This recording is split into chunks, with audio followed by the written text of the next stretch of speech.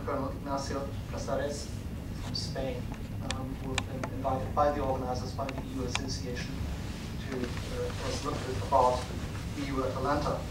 For those of you who just need to be filled in on the background, ATALANTA is an operation that's been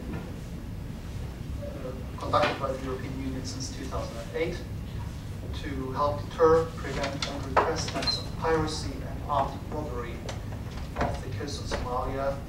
And it was launched in support of a number of UN Security Council resolutions.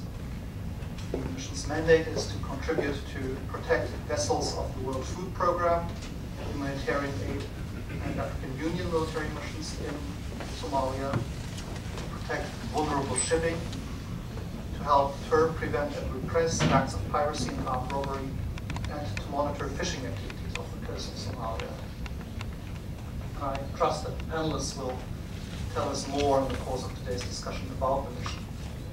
If you will allow me, I will just take the liberty of saying a few words about the political context within which the military mission is taking place.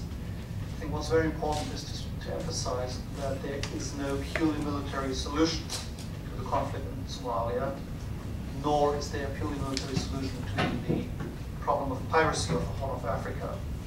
If we want the mission ATALANTA to succeed, we have to address the underlying security and developmental challenges.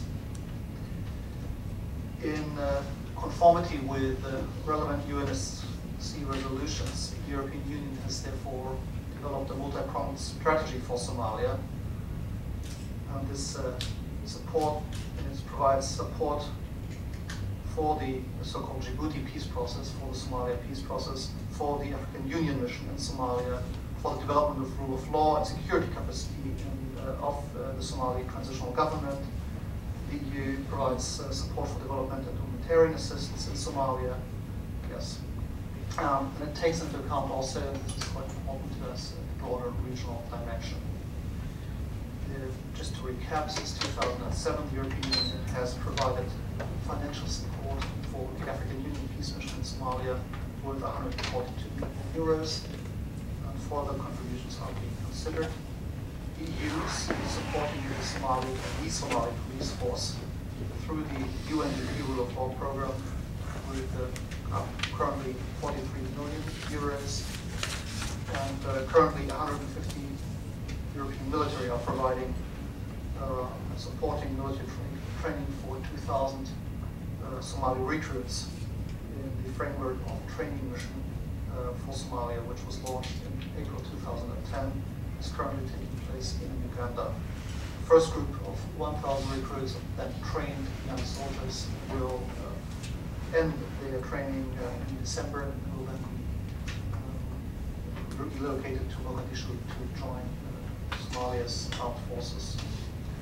The EU is also supporting the work of the UN Office for Drugs and Crime in the Horn of Africa with the view of strengthening regional maritime capabilities. And just with a view to development assistance, the EU has committed 215 million euros through the European Development Funds for the period 2008 through 2013. And currently we have 87 projects that are being implemented in Somalia, focusing on issues such as governance, security, support to civil society, education, productive sectors, and rural development. Apart from that, the European Union, of course, is one of the leading providers of humanitarian aid for Somalia, although that is probably not something to be proud of, but when I hear of humanitarian aid, I always think that it's a symptom that you're addressing when you have to provide humanitarian aid. You're not addressing the root causes. Well, we're doing more. We're providing the humanitarian aid. We're addressing the symptoms, but we're actually trying to work on the root causes of the problems in Somalia and also of the problems of piracy, therefore. And I finally don't want to forget that while the European Union as such is doing all these things, EU member states are bilaterally engaged as well and are making very valuable contributions to the peace process in Somalia and to the fight or to addressing the the root causes of piracy of the Horn of Africa. So I've said enough now, and if you permit, I will pass the floor on to Colonel Redmond, who will do the background briefing on Operation Atalanta, and I will just then take turns, probably give the floor to Colonel Meselier, Colonel Svensson, and Lieutenant Colonel Casares. They have promised each to speak no longer than 15 minutes, so we'll have time to take questions and hopefully give answers afterwards, and we'll have to wrap this up about 5:45. Thank you very much. And Colonel Redmond, the floor is yours. Thank you. Ladies and gentlemen, good afternoon. And again, a great pleasure to be here. And thank you to the EU Association for hosting this. Operation Atalanta. I have to say that actually when I was first telephoned up about this, I was actually, as a newly arrived soldier, not a sailor in the mission here, I then had to go do some hefty research on Operation Atalanta. It's not particularly well known. And I therefore thought it might be helpful to try and place the discussion into some context. So I've been back to the operational headquarters, which are based in UK, and they provided me with a briefing, which I'd like to share with you, which hopefully will then set the framework for the rest of this discussion. I'm not sure if we're all quite happy with that, we don't need the lights down. If everybody could see that. If we're all happy, then we can leave it with the lights up so people take notes. By way of the background, of course, really this slide is self-explanatory. I mean, sets out the problem, 4 Security Council resolutions in 2008, which got the attention necessary to say this was a problem that needs to be addressed. However, of course, it is not a unified global response, and you may be familiar with the fact that the EU naval force is only one of 3 such forces operating in this region to actually address this problem. So there is a NATO force, a coalition military force, and an EU naval force that are operating to address these issues. And as you can see, formally proposed in mid-September 2008, operational before December, and an operation which continues. Next. Okay, that one's just literally come up slightly, a slightly odd way. If you push that slide again, keep going forwards. Yeah, rather difficult. I'm afraid the colours aren't perfect, but if you see the dark green, the Horn of Africa. Okay, what is the size of the area in which we're operating? Well, we can superimpose the whole of Europe onto the naval area in which activities have taken place. Now this slide, I'm afraid, is not going to come out too brilliantly. If we go hit next, you're looking there at an area, as you can see, roughly 1,500 nautical miles by 2,000 nautical miles. It is a significant area of water in which to patrol these activities, and they're taking place in there. Now, to give you an idea, regrettably, it's not particularly clear. If you hit one more time, you can see a large black circle in the middle of that box. Just above it is a slightly less distinct black circle, and in fact, just above that, there's an almost indistinct black circle.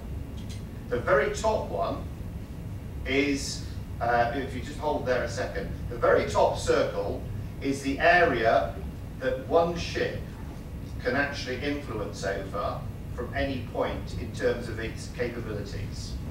If it gets 60 minutes notice of activity, steaming at full speed, that second circle, the one that you can just see, is the radius of influence that it has. If you add a helicopter to that ship, then the larger black circle is the ability for that naval vessel with its helicopter, its radius of action. That's an hour's notice. Okay, that's like, the reality, of course, is that actually they have often less than 10 minutes notice of an event taking place. So you can see that the difficulties faced by naval vessels operating in that area is twofold. One is a very large body of water. The second is the amount of time available to give notice of an impending attack. Next, please. Now, in terms of the balloon effect, if you advance it, you'll see this balloon start to build. 2005, 2006, 2007, 8, 9, 10. That is what's happened over the last 5 years, the area of operations in which kidnapping and ransom of naval vessels has occurred. So in the last 5 years, the opposition has expanded its capability right over that stretch of the water.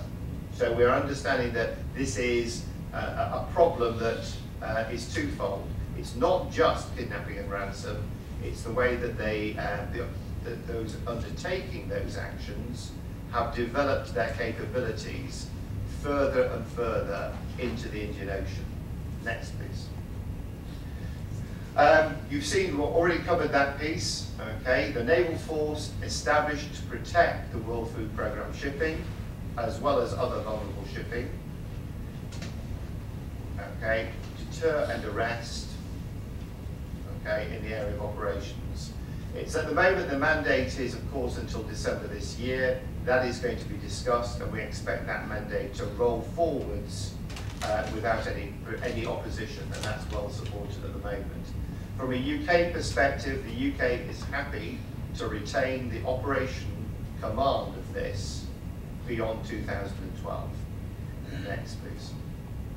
So three factors: deter, disrupt, protect, using a mixture of naval vessels, maritime patrol aircraft, of course, and then interaction with civilian shipping. Next. The trends we talk about. The top one, the motherships, you're looking at really the fact that, of course, those who are conducting these activities against the shipping, okay, are actually developing their capabilities. They also know the impediments that exist, both in terms of legal issues, flag states, the way that civilian shipping behaves at the moment. And of course, it is best management practice, of course, in terms of the trends of trying to avoid being boarded, and if boarded, how to avoid being captured.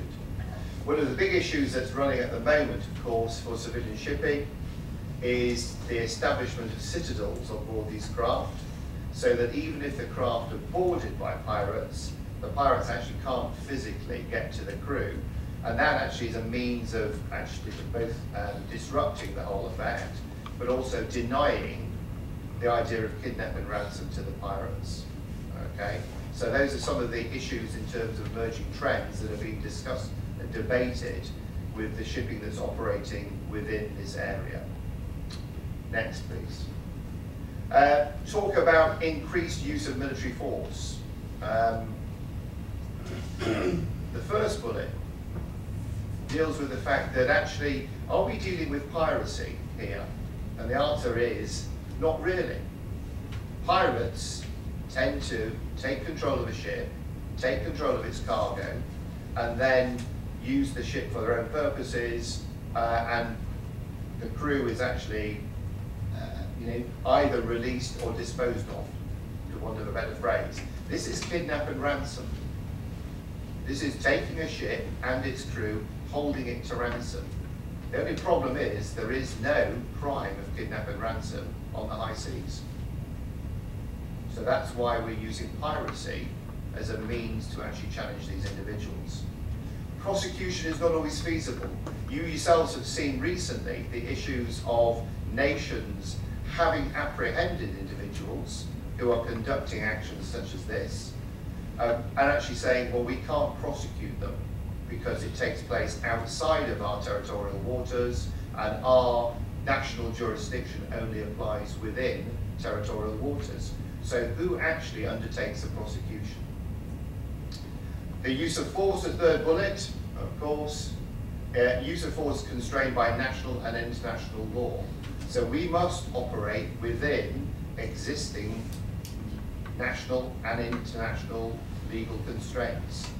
That's a luxury that, of course, does not have to constrain the people that we are trying to interdict and deter and disrupt.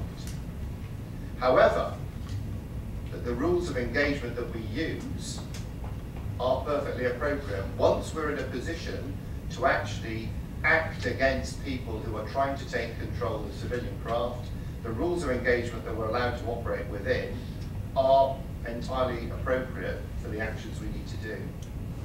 And finally, of course, there is not the appetite to expand military force in the longer term.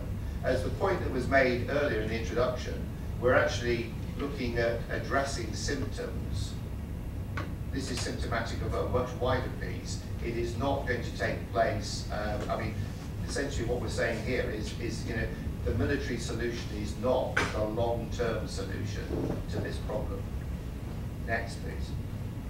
And this is a final slide. Really, the 6 points that I would say from an operational perspective, rather than the force conducting the activities, these are the issues that we are dealing with now. Military resources finite. We've talked about the symptoms. At the moment, we are literally doing nothing more than holding the line whilst a larger solution to the problem is implemented. The second bullet is self-explanatory. So it doesn't matter having the naval force out there, it doesn't matter how big your force is, it's not necessarily going to deter those people who are successfully undertaking kidnap and ransom operations. The third bullet, yes, our ability to disrupt, as I've explained, because of legal constraints, it tends to be, we can capture pirates or kidnappers, but what we do subsequently with them is a problem. The fourth is actually, in the absence of being able to put a naval vessel with every single ship, because it's not expedient to do so, then actually it is up to commercial shipping, the businesses that operate in that area, to look themselves at their own commercial practices to protect themselves when operating in that area, and more can be done. And we will work with commercial shipping to achieve that.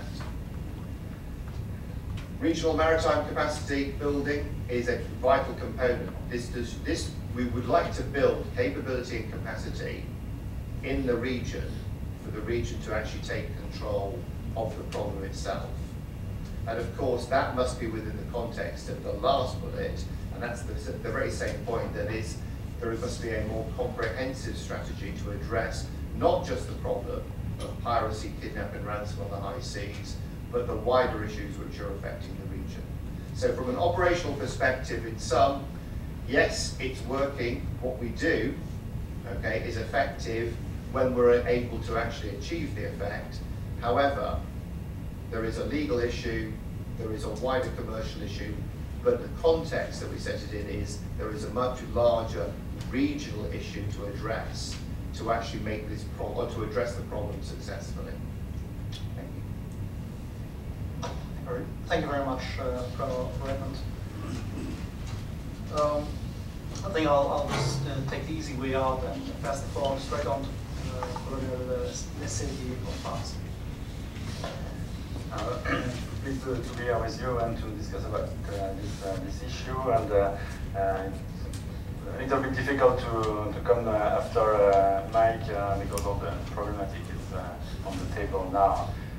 Just when I was invited to participate to this panel, it was told me that I had to present the participation, the contribution of France.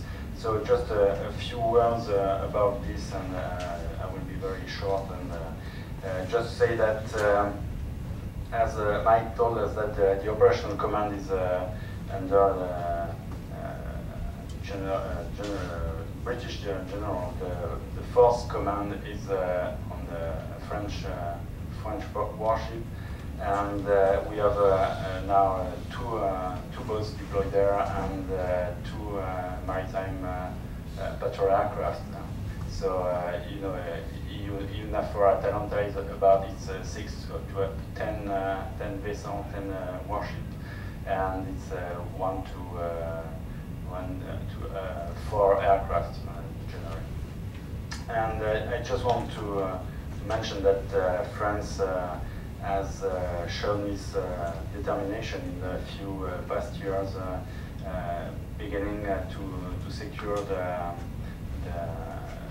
World Food Program ships in 2007. It was an initiative shared by the France and Spain. And after that, we've shown also some, we have made some military operation to retake some yachts caught by the pirates, and military operation using with the use of deadly forces and things like this. So we have shown our determination, and also we are we were very involved in the resolution, the 4 resolution that Mike mentioned, in 18, 14, 16, and after that the renewal of this resolution that allowed boats patrolling off the coast of Somalia to come in the Somali waters to deal with the act of piracy.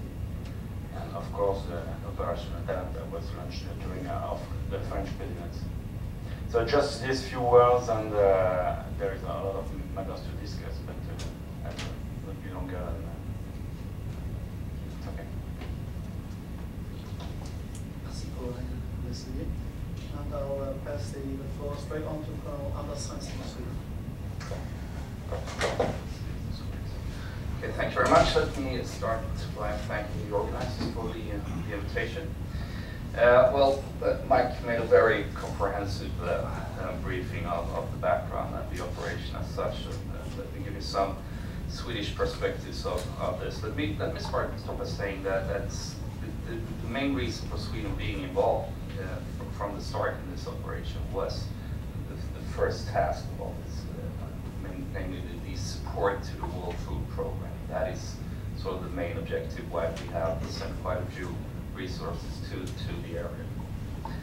Sweden is a strong supporter to a broad EU engagement. I mean, Mike's briefing showed that, and we all agree, I guess, that the solution to these problems with the pirates is not, we cannot find that with military resources. We need to approach the whole situation in Somalia. Sweden has demonstrated our dedication to the Somali peace process by providing personnel, assets, funding, political investments to all the ongoing military and civilian engagements. And we are also very committed to the political dialogue. We have had some military assets in the area with several locations. Last year we had 2 corvettes and a supply ship for a 4-month period in the area. And just recently, we were the force commander for a 4-year period, ending in August. And actually, the frigate type of ship we have down there is on its way home right now from their last period. And we believe that the operation is quite a success when we look at the support to the World Food Program. Since the Operation ATALANTA was launched, all the World Food Programs ships have been successfully reached the Somalia coast, which I would say is a great success. When you look at the overall pirate activities, there are still some challenges. That's for sure. I'm going to give you some of the lessons identified from our forces down there. Actually, I just spoke on the phone to the commander of the frigate that's in the Mediterranean right now, and they were happy, and they thought they've done a very, very good job down there, been out at sea for 6 months. But there is a lot of frustration as well, and all the legal aspects of this creates the frustration. If you capture pirates and you have to release them because of all these issues about prosecution and such, that creates a lot of frustration, not only on the crew on the ships, but at home all the way up to the government level. We all believe that these issues needs to be solved, and you all know that there are different solutions on the table, but really to find a solution to this is critical. As Mike mentioned, there are three main actors in the area, plus all the sort of bilateral assets in the area. And there are some discussions about the need for coordination. I mean, the coordination efforts that are done are not that strong, so to say, but and it's quite amazing that the operation can run so good with the sort of coordinating mechanisms that are in force. But we do believe that there is room for improvement that when it comes to coordinating all the efforts that are in the area. The area that we are operating in has been well covered by Mike. It's not only a big area, it is also, as you all know, very highly trafficked by commercial vessels, fishing boats, and other small boats. We've had some really recent examples also by private boats being involved in this business. So that makes this task extremely complicated. Just some facts from the 4 month where we had when we were the force commander of the force. The NAVFOR made 20 military interventions, and stopped 250 pirates. They made 34 escorts, and they helped deliver 90,000 tons of supplies for the World Food Program. But still, there were 13 ships hijacked, and 21 attacks occurred during that period within the area of operations. And I guess, despite all the resources that are in the area, it really shows the impossible task that's ahead of us.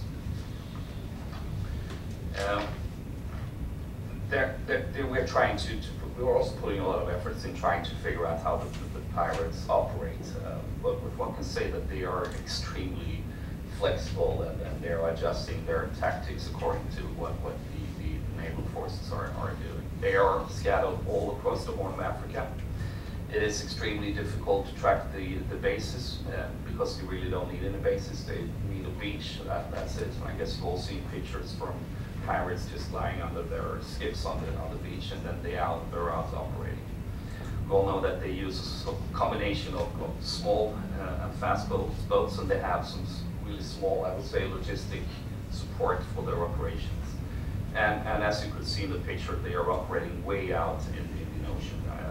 About 1,300 nautical miles from the shoreline is I guess, the one hijacking that has occurred so far. So it's a huge area and a difficult task. I will come back to coordination. Sweden has also provided the military patrol and reconnaissance aircraft to the operation, and a better coordination with these assets in the area would definitely improve the effect of the operation. We all know that these resources are hard to find. They cost a lot of money, but still, if we're going to be able to deliver an operation with effect, we need these resources. And I guess the small dots that were on Mike's picture there, slide, could be a little bit bigger if we had more of the MPAs in the area. And there's also room for improvement when it comes to the cooperation with the shipping industry. That there are some, or quite a few activities that the shipping industry can do by themselves to decrease the threat of these pirates. There are best management practices, anti-piracy planning charge, self-protection measures, workshop briefings, and seafarers guides that could help the merchant ships to decrease the threats from the pirates. Finally, I just want to stress that it has already been said. The EU NAVFOR, we can only reduce the threat from pirates. We cannot for sure solve the problem with piracy. I just heard the other day that when you talk to kids on the street in Somalia, they all want to be pirates when they get older, because that they are the only ones that have money, and they are described as extremely successful, and we need to address that, of course. The legal issues needs to be solved. There is really not any use in the long term to put all its efforts in to arrest pirates and then just let them ashore again, and then they're off finding a new small boat. That's all they need, and I guess they have the money to buy them. So it doesn't take a long time. To achieve these, there are a lot of efforts that the EU does, and we can definitely do more. The support to the regional capacity building activities in your area is probably one of the most, and of course to the political process there. So I think I put my briefing there, right? We're happy to answer your questions. Thank you. Thank you very much, Colonel Svensson. And now, finally, the floor goes to Lieutenant Colonel Ignacio Casares of Spain. Thank you. Thank you very much. I'd like to thank the association and mio caro amico Giuseppe Sergi for inviting us. I'm Lieutenant Colonel Ignacio Casares. I'm with the Spanish mission to the UN. And the problem of speaking the last one is that everybody has covered everything that I wanted to say. But that's the problem of being just a lieutenant colonel and not full colonels like my fellow panelists. But I guess that doesn't matter of just time or age. I would also like to give the Spanish flavor of how we deal with this issue, and most of the things, like I mentioned, has been already indicated somehow, deeper or not so deep. But I would like to stress that the problem of piracy it's a consequence of a way more multifaceted problem within Somalia itself. Therefore, the solution has to be also multifaceted. We need to have a comprehensive approach, and a comprehensive approach should be in place, a comprehensive approach by the international community, not only by the European Union. And it's what, thankfully, it's taking place. Operation Atalanta is just the last link in the food chain of this comprehensive approach. We do know that the soldiers we are the first to arrive in a place where it's a crisis or a problem or whatever. We would like to be also the first to leave and leave the end of the issue, to solve the issue to someone else, and we don't care if they have the medals and not decorated. We do our job and want to go home. So now we are in that particular process. There's a big military presence, but there are also something behind the scenes that are taking place, and I would like to refer to that.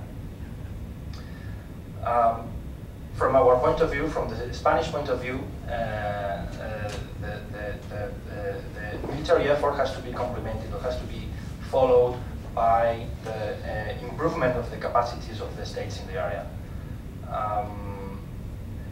It's like the Chinese saying, I mean, don't give me fish, teach me how to fish. So that's what we wanted, that our approach is. We want to build strong capacities in Somalia and the states surrounding. We would like to see that in a longer term, like Colonel Redmond mentioned, is very difficult to maintain a military effort in the long term, and particularly in this economic picture that we have now ongoing. So what are the Spanish solutions? So our Spanish flavor, our approach to solve this problem. As I mentioned, improvement of the regional capacities. Spain, during the biannual presidency at the beginning of 2010, we sponsored and pushed for the launching of an operation that was already mentioned in Uganda for training security forces in Somalia. And in parallel, we are training Ugandese officers and non-commissioned officers and troops for them to be able to continue that task in the framework of the AMISOM, of the African Union Mission in Somalia. We would also like to see an improvement of the maritime surveillance capacity, and an improvement in the reconstruction of the fishing sector in Somalia. The legal solutions, that, as Anders mentioned, is a huge problem. Imagine a policeman here in New York City that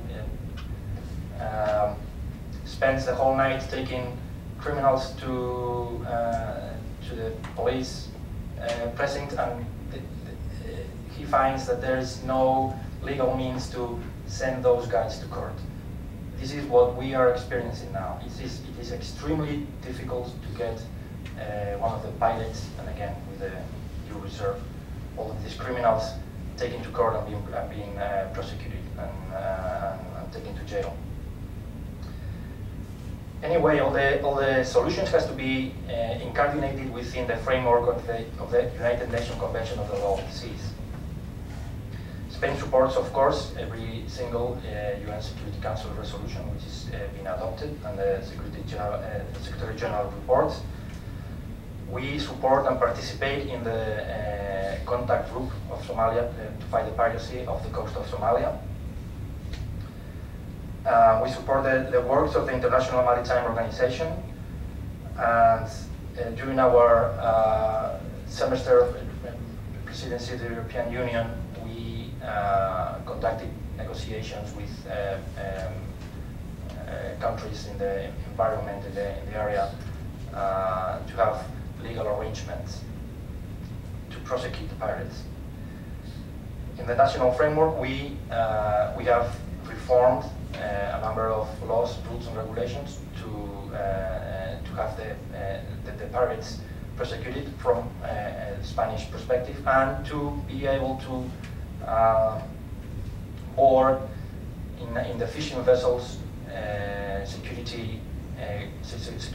private security companies. There are also economic solutions that we envisioned, and most of them goes through the support to ongoing projects in Somalia itself, in the whole country. And I left the last item of the last issue, our participation in ATALANTA, because as I mentioned before, I think that the military is only one of the multiple solutions of the coordinated and comprehensive solutions that the international community has to approach the problem. So we supported the resolution 1887 and 1818 of the Security Council. Of course, we supported the launching of ATALANTA. We participate in ATALANTA. We do participate in ATALANTA. We will be having the first commander starting December, hopefully. And we also pushed for an initiative not only to chase the pirates on sea, but also to wait for them close to the coast, which is not that easy, because that should be somehow approaching the territorial waters. At the moment, we participate with 2 vessels and air surveillance aircraft, and we expect to reinforce our participation with the first commander in December with 1 more vessel. That is pretty much it for my side. Just wanted to stress one more time how important a comprehensive approach of all available means and resources of the international community is to solve this problem of piracy. Thank you. Thank you very much. Well, I always wish that when you're at an occasion like this, a meeting like this, that you set out a problem and then people offer you various ways of approaching this problem and finding solutions to this problem. I have the feeling that this time we all can agree very easily on where the problems lie, but that solutions so far are elusive. If I may use a bold and try identifying some common points that we've heard. I think we've gotten a good introduction as to the operational difficulties within which Operation ATALANTA is being conducted. And all 4 panelists here have pointed at I think three things. One is that they agree that piracy is a symptom of a larger problem, which needs a more comprehensive approach. And I think in all fairness, we owe it to the soldiers, who are, after all, doing their lives risky. It's probably not that much fun to be doing this work that they're doing, not terribly convenient climate as well, and on cramped ships. We owe it to them not to let them do this without perspective of political solution being forthcoming and being at hand. So this is a task for the politicians and for the diplomats to continue working on a larger political solution, which takes into account also the regional aspects. One element which I thought was very important, because it came through, I think, in all of the presentations, was the legal aspects, and I think a bit of frustration that the soldiers apprehend suspected pirates, and then in more than one instance had to let them go because there was no way of bringing them to justice. The European Union has been trying very hard since the beginning of the operation to find avenues of ensuring prosecution. Just coincidentally today, trial began against some Somali suspected pirates that were apprehended by the Dutch Navy, that had attacked a German ship, and so they're being tried now in Germany. But that's an exceptional case still. The Netherlands has brought to justice some suspected pirates earlier. Trial, as far as I know, has not been concluded. France has also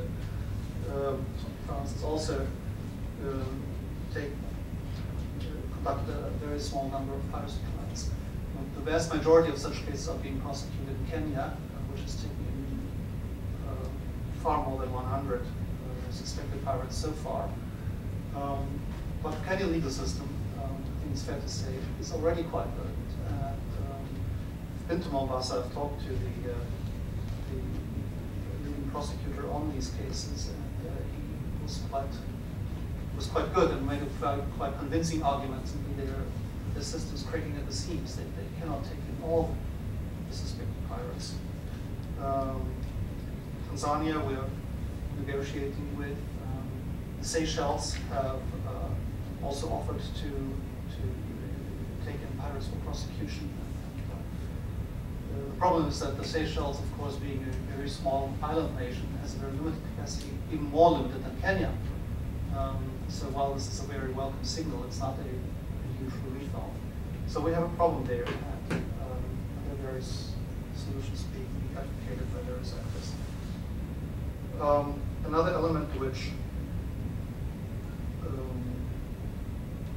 I found in at least several, if not all of the presentations, is a clear expectation that the shipping industry could do more, that it is already quite effective in denying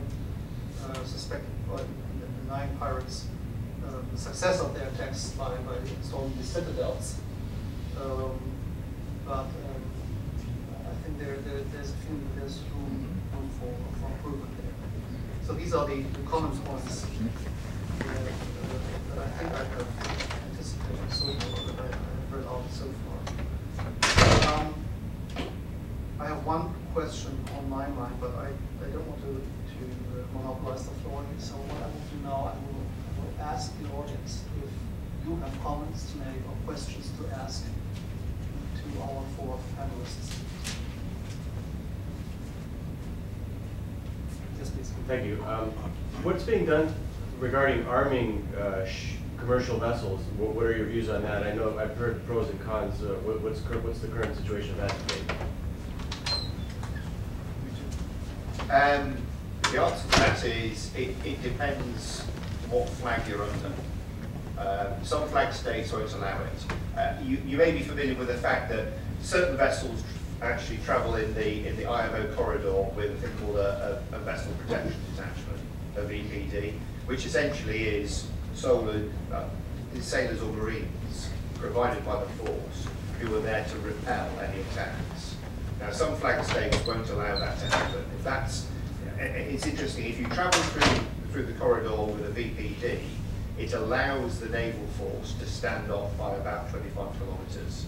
So our radius of action actually is the Navy's force is much more capable. If you don't, if your flag doesn't allow you, your national flag doesn't allow you to have foreign sailors or marines on board to conduct that activity, then it's 1,000 metres. They have to be shepherded, the WFP ships in particular.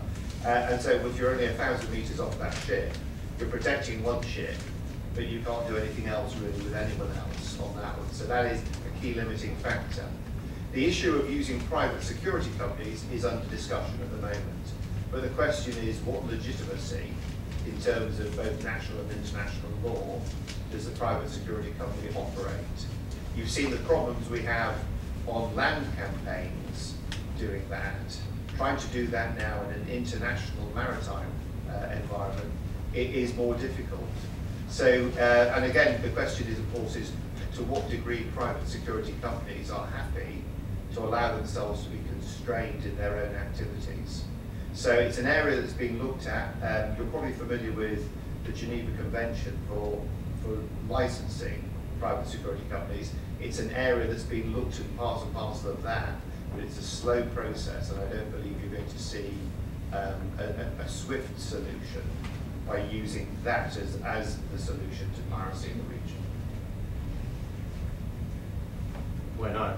If I may follow, why wouldn't that be? I mean, if a vessel had its own arms and a pirate ship were approaching, why wouldn't that? Because you'll end up potentially escalating the whole piece. So, you know, if kidnap and ransom is so attractive, and if you can kidnap a vessel and hold its crew to ransom and earn some of the ransoms that you have seen, which have been paid, then it doesn't necessarily, that's deterrence of just actually having troops on board actually doesn't necessarily prevent, if the reward is sufficient enough, the pirates will change their tactics, and you'll just see larger groups of pirates or multiple groups of pirates trying to overwhelm that. You're just escalating the level of violence on a heavier level.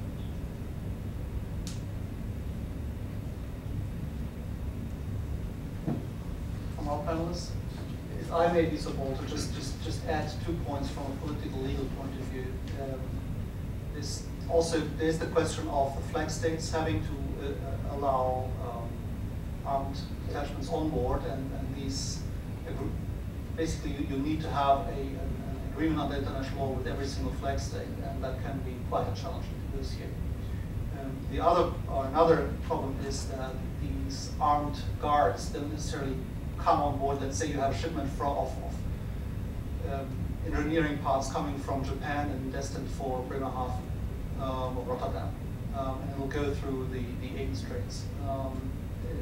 The armed detachment isn't going to board in Yokohama, it's going to go off board in Rotterdam or Bremerhaven. It's going to want to come on board somewhere shortly before you get into the dangerous areas in the ocean. It's going to want to get off probably at Suez at the latest. Now this means that the authorities of the countries where they want to embark and disembark also have to agree. And these authorities very often do not like private persons transporting large amounts of weapons through their port facilities for probably good reasons. So there is an operational problem also with the authorities involved. There was another question here. Yes, please. It was a striking comment that Colonel Redmond made at the beginning. We always thought it was a piracy, and we didn't see it as a kidnapping and ransom. And we compared that to pirates here in the West.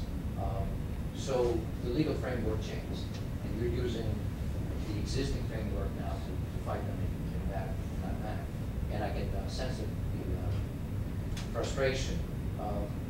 Is there any, the NATO, US, EU, and I'm sure some Asian navies are involved, is there any dragnet that can be formed and quarantine the Somalian coast on a 200-mile and use it as a two-way net. You check them going out and coming back. At 1,300 nautical miles, at some point, it may be one-way trip. It just can't carry enough fuel to go out that far. So the motherships need to be controlled better. Is there such a big plan being into thinking some Pentagon somewhere? No, just ourselves.